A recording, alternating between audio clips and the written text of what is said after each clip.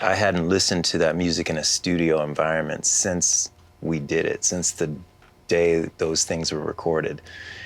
And it was really nice hanging out with those kids again. And it was really cool listening to the commitment. It seems like every year that goes by, you come to sort of treasure that time period. And so I had actually already committed in my own mind to re-releasing some of that stuff. And at the point that I did that, literally almost the day that I did it, Greg from Southern Lord also reached out. And so it's just worked out the way it has for a number of reasons, some of which we probably couldn't even consciously articulate, you know? It's just time. We never had a professionally released record. Yeah. When we made records, I made the covers at Kinko's. Mm-hmm. So this is a new realm for us to make it professional and color and on a 12-inch. And I didn't have to borrow money from my dad to make it happen. You could just tell that we were so committed. I mean, we were just all in. There's no faking that, and could really hear it. And we played every day, every single day, and it shows on that tape. What is it right now? All right. At 14, I'd already been playing 6 years, you know? So, and jamming with all kinds of records. That's how I learned. So I had a really eclectic taste. You know, I was finding out about Ornette Coleman as well as the MC5, and I came up on Hendrix, and I came up on the Isley Brothers and all of that stuff. So, you know, I'd be jamming with Chic, Nile Rodgers 1 minute, and then, you know, the Sex Pistols the next minute, and Funkadelic the next minute. It's funny because I hadn't thought of it this way ever, but there's always been this thing with me about I'm gonna write my way out of this predicament that I'm in. You know what I mean? I've gotta write what I wanna see, and I have to write what I wanna hear. You know what I'm saying? So it's like the tunes just came out of that, and then I was lucky enough to find people that wanted to play them and get together every day, you know? Because the first band, AVOC, was really cool for what it was, but Neon Christ was when it got closer to what I had always dreamed of, you know? Because these guys were ready to go every day. We would play every day in the very beginning, before the band was even formed, we'd play every day. And then Danny would show up every day to watch. And so it was like, okay, and next minute he's in the band, you know? Well, actually, I met you. I was learning how to play guitar. Right. Remember? Yes. I was learning how to play guitar, that, like, and I figured, you know, well, and I had, the Ibanez Destroyer. The Ibanez Destroyer. Iron Maiden.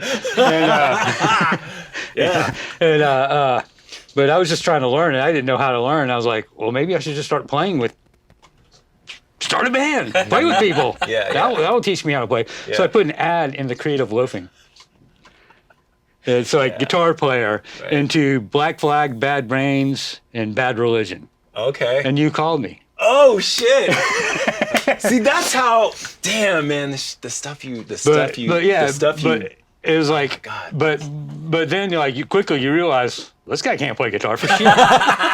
but you'd hang out every day. That was the thing you were like, what did William when he called you? Did you know who he was from seeing AVOC? Yeah, I'd seen AVOC. Okay. So I was like, wow. Right, I'm a star. That guy, he's in a band. Wow, yeah. He's already been in a band. And he called me. He's like break time. And, but then we'd be on the phone, and you'd teach me the songs over the phone. Oh. Angry Youth. Damn. We would be playing guitars over the phone. And, Holy shit. And you'd teach me songs over the phone, and you're like, just stick with it, hang around. Right.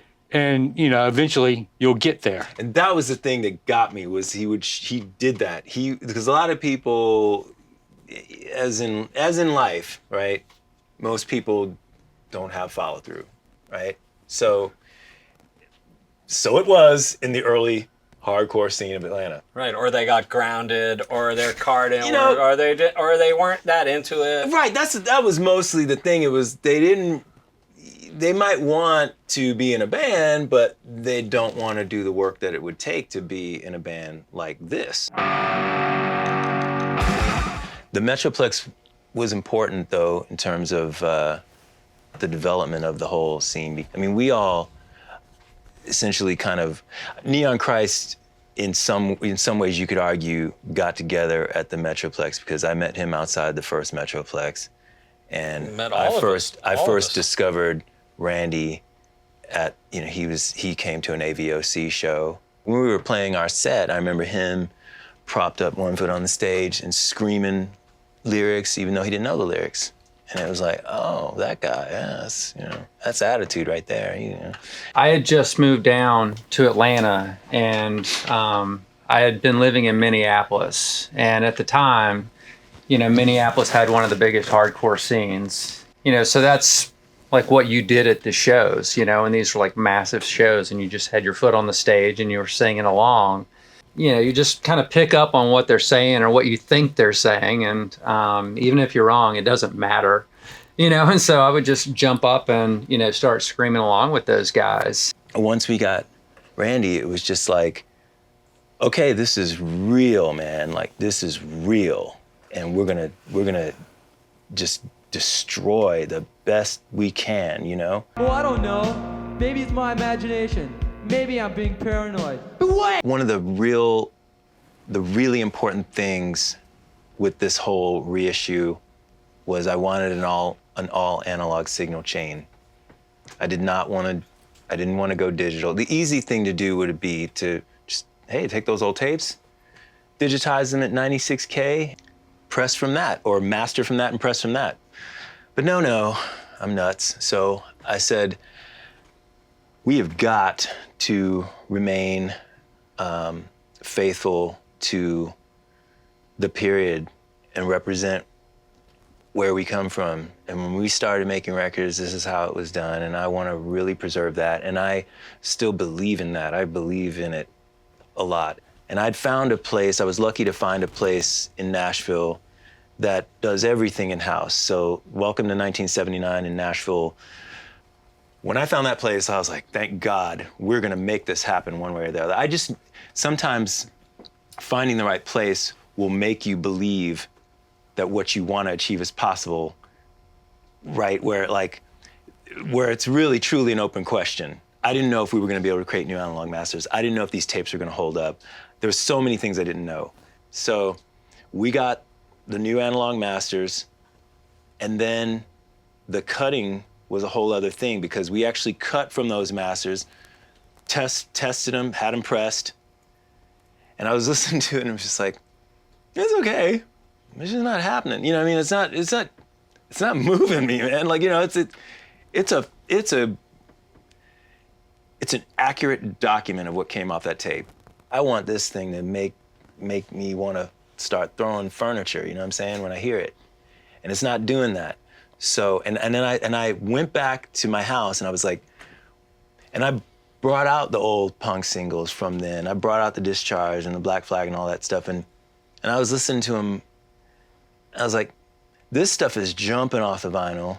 Because them guys then they were overloading, lathes, and they were blowing shit up. You know what I'm saying? Like it was a whole different attitude. So I was like, I need to go back up there, and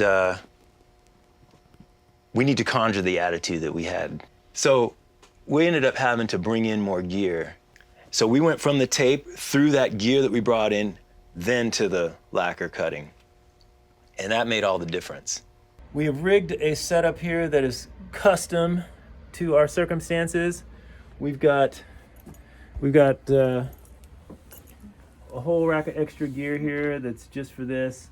There's our tape machine, and so what we're doing is we're going from the tape machine to this extra rack now, and we got extra EQs and compressors and so forth. And then from that, we're going to the lathe. over here. So, and we have our surgical masks on because, you know, we're surgical. We're getting surgical. And we're about to try to cut basically kind of a practice side. We're going to cut, over there on the lathe now is a bit of spare plastic. So we're going to give this a real dry run now. And doctors, do you concur? Yes. Okay, so we're going to give this a shot. It really brought me back to the mindset that I had way back then, and which I still have with everything, which is like, I'm gonna fucking get this shit or I'm gonna die trying. I mean, you know, it's like, it's really like, we're gonna get this. You know what I mean? Like, we're not putting this out until this is right.